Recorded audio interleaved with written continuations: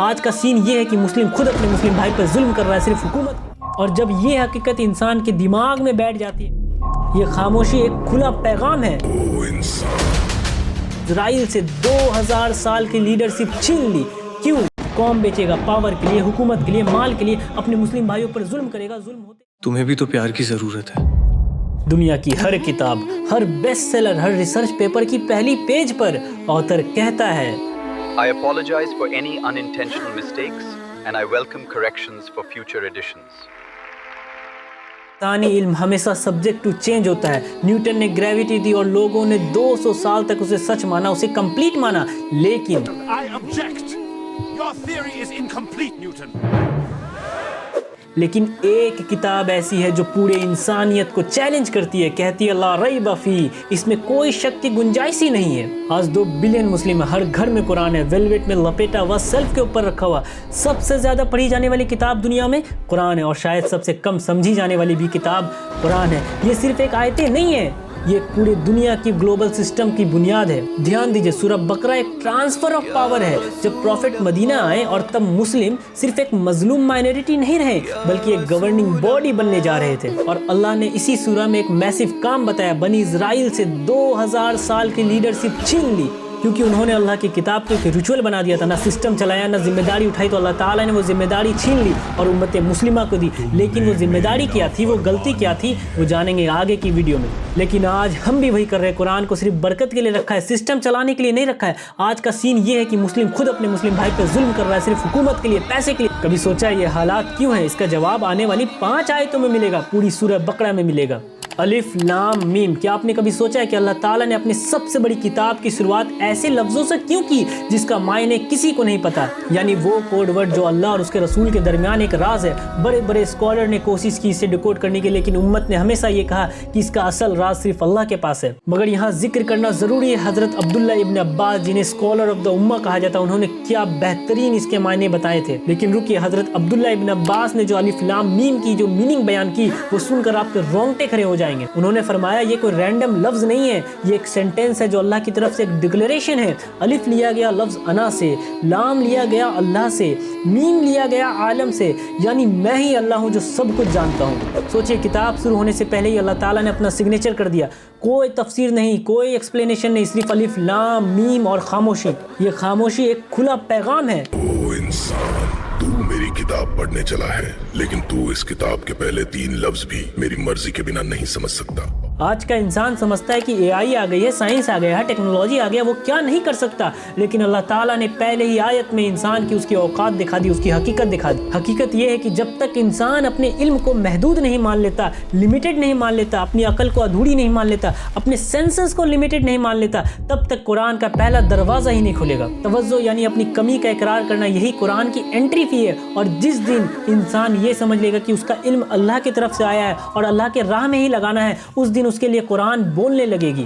ذالک الکتاب لا ریب فی۔ پتہ ہے قرآن کو الکتاب یعنی ذالک الکتاب لا ریب فی کیوں کہا گیا؟ اللہ نے یہاں صرف کتاب نہیں کہا بلکہ الکتاب کہا۔ عربک گرامر میں جب کسی کے آگے ال لگ جاتا ہے تو وہ اسے یونیک اور ڈیفائن بنا دیتا ہے۔ تو یہ دا بک یعنی وہ کتاب جس کتاب کے آگے کوئی کتاب معنی ہی نہیں رکھتی، ایگزسٹ ہی نہیں کرتی ہے۔ اللہ تعالیٰ نے الکتاب کہہ کر ایک بہت بڑا دعویٰ کیا ہے۔ اس کا مطلب ہے دنیا میں جتنی بھی سچی کتابیں اللہ کی طرف سے آئی ہیں پہلے، یعنی زبور، انجیل، تورات، وہ سب ایک ہی سلسلے کی کڑیاں تھیں، اور اس سلسلے کی آخری فائنل پورا نچوڑ الکتاب ہے، یعنی وہ قرآن ہے جو 1400 سال پہلے بھی دا بک تھی، 1400 سال بعد آج بھی دا بک ہے، قیامت تک دا بک رہے گی۔ اب ہے لا ریب فی، یعنی اس میں کوئی گنجائش نہیں، کوئی شک نہیں۔ شک اور ریبہ سیم نہیں ہے۔ شک تو سمپل ڈاؤٹ ہوتا ہے، لیکن ریبہ وہ ڈاؤٹ ہے جو انسان کے دل کو بے چین کر دے، انسان کی نیند اڑا دے، انسان کو اندر سے خوکھلا کر دے۔ لیکن قرآن دعویٰ کرتا ہے اس میں کوئی بے چینی نہیں، کوئی ڈاؤٹ نہیں، کوئی غلطی نہیں۔ اب ایک بہت بڑا سوال جو ہم لوگ اللہ تعالیٰ سے روز پوچھتے ہیں، جی ہاں ڈیلی 5 وقت پوچھتے ہیں، اے دین الصراط المستقیم، کہ اللہ ہمیں سیدھا راستہ دکھا۔ اور اللہ تعالیٰ نے سورہ بقرہ کی دوسری آیت میں کیا کہا؟ ہدی للمتقین، یہ کتاب ہدا ہے ان لوگوں کے لیے جو متقین ہیں۔ دھیان دیجیے اس پوائنٹ کو، 2 آیت ہے جو انسان کے لیے بہت ضروری ہے۔ اللہ تعالیٰ قرآن کو ہدی للناس بھی کہتے ہیں، ہدی للمتقین بھی کہتے ہیں۔ یہ کنٹراڈکشن نہیں ہے، یہ سمجھنی پڑے گی، بہت ضروری ہے۔ اگزامپل سے سمجھتے ہیں، جب بارش برستی ہے تو وہ ایکولی سب پر برستی ہے، پیڑ پر، انسان پر، زمین پر، پتھر پر۔ بارش کا کام اپنی طرف سے پورا ہے، لیکن پتھر پر گرتی ہے تو بہہ جاتی ہے، ریت میں گرتی ہے کھو جاتی ہے، لیکن وہ زمین جس میں ایبزارپشن کی صلاحیت ہے، جس میں جان ہے، جس میں روٹس کے لیے جگہ ہے، اس میں گرتی ہے تو فصل اگتی ہے، پھول کھلتے ہیں، پیر کھڑے ہوتے ہیں، پھل ملتے ہیں۔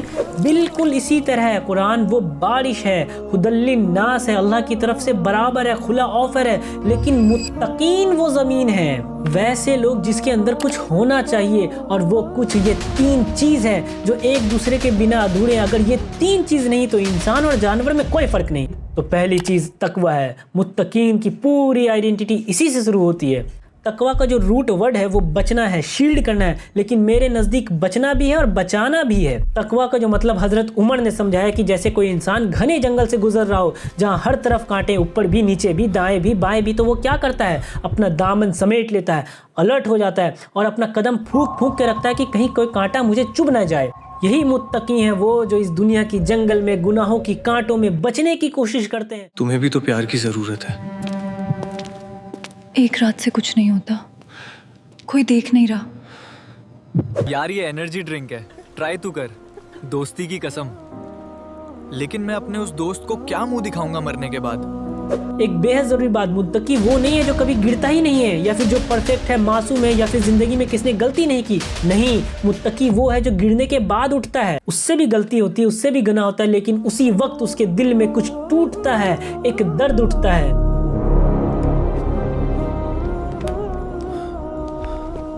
آج اس خوبصورت کے ساتھ بہت مزہ آیا۔ Does he not know that Allah is watching? No, their sins have covered them hearts with rust.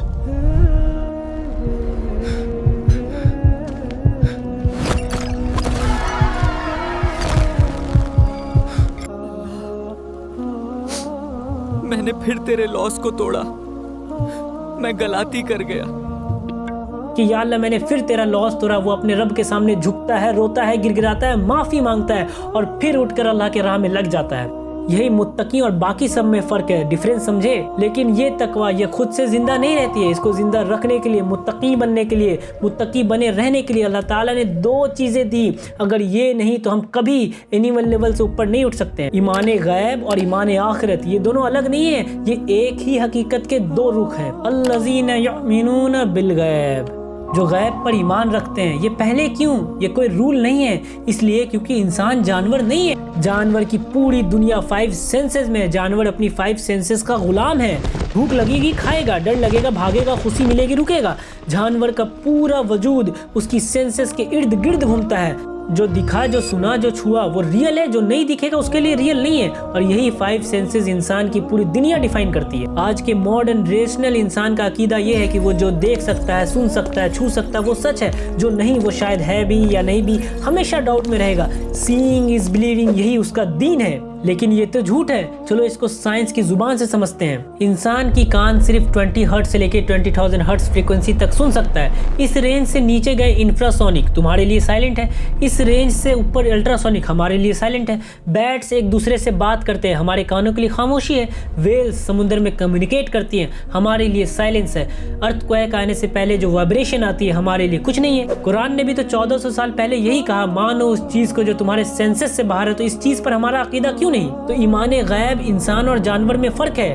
جانور 5 سینسز کا غلام ہے، لیکن انسان غیب پر یقین رکھنے والا ہے۔ اور جب یہ یقین ہوتا ہے تو اللہ ہے، جنت ہے، فرشتے ہیں، تب انسان کی دنیا میں ایک نئی ڈائمینشن کھلتی ہے۔ تب جا کر سیکریفائس پاسبل ہوتا ہے، تب وہ اپنا نفس مار سکتا ہے اللہ کے لیے۔ تب وہ صرف پتھر نہیں رہتا جس پہ بارش بہہ جائے، بلکہ وہ زمین بن جاتا ہے جس پہ اتر کر بارش ایک فصل اگاتی ہے۔ غیب کی سب سے بڑی، سب سے پاورفل، سب سے ڈائریکٹ کیٹیگری آخرت، اسی لیے اللہ تعالیٰ نے آیت 4 میں اسے الگ مینشن کیا۔ صرف غیب کا آنا کافی نہیں تھا، اسی لیے آخرت کو الگ نکال کر کہا وَبِالْآخِرَةِ هُمْ يُوقِنُونَ، اور وہ جو آخرت پر یقین رکھتے ہیں۔ کیوں؟ کیونکہ آخرت وہ غیب ہے جو انسان کے ہر چوائس کو، ہر عمل کو، ہر منٹ چیلنج کرتی ہے، ڈرائیو کرتی ہے۔ اور یہی وہ مین چیز ہے جو انسان اور جانور کو الگ کرتی ہے، وہ ہے جواب دہی۔ جانور سے کوئی حساب نہیں، اس نے جو کچھ کیا وہ اس کی فطرت ہے، اس کی سینسز کا رسپانس ہے، اسی لیے کوئی حساب نہیں، کوئی جواب نہیں۔ لیکن انسان انسان کے پاس عقل ہے، ارادہ ہے، چوائس ہے، اور جب چوائس ہوتا ہے تو جواب بھی دینا ہوگا۔ اللہ نے انسان کو زمین پر خلیفہ بنایا، ایک ریپریزنٹیٹیو بنایا۔ ریپریزنٹیٹیو اپنے لیے نہیں جیتا ہے بلکہ وہ ایک ذمہ داری اٹھاتا ہے، اور جب ذمہ داری اٹھاتا ہے تو اسے جواب دینا ہوگا، اسے حساب دینا ہوگا۔ اور جب یہ حقیقت انسان کے دماغ میں بیٹھ جاتی ہے تو اس کی کمر سیدھی ہو جاتی ہے، اسے پتہ ہے کہ اس کو جواب دینا ہے، اس کو کسی کے سامنے کھڑا ہونا ہے۔ یہ ٹیسٹ ختم ہوگا، رزلٹ نکلے گی، رینک آئے گی، اس رینک کے حساب سے ایک گفٹ ملے گا یا عذاب ملے گا، اور وہ پرماننٹ ہوگا۔ بے حد نزدیک ہے وہ دن۔ اور جب یہ حقیقت نہیں ہوتی تو آخرت بھی تھیوری لگتی ہے، بعد کی بات لگتی ہے۔ تب انسان وہیں پہ کھڑا ہو جاتا ہے جہاں پر وہ جانور کھڑا ہوتا ہے۔ اس انسان کو انسٹنٹ یعنی ابھی ریئل لگتا ہے، ابھی کا مزہ، ابھی کا ارادہ، ابھی کا سوچ، ابھی کی خوشی، کل کا حساب بعد میں۔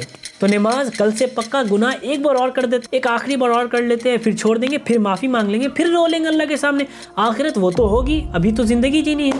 یہی ہے انسٹنٹ گریٹیفیکیشن کا ٹریپ، اور یہی ہے ایمان آخرت کی کمی کا نتیجہ۔ اور جب یہ یقین نہیں ہوتا تو ہمارے پاس بس ایک ٹیگ بستا ہے، اللہ کا شکر ہے ہم مسلم ہیں۔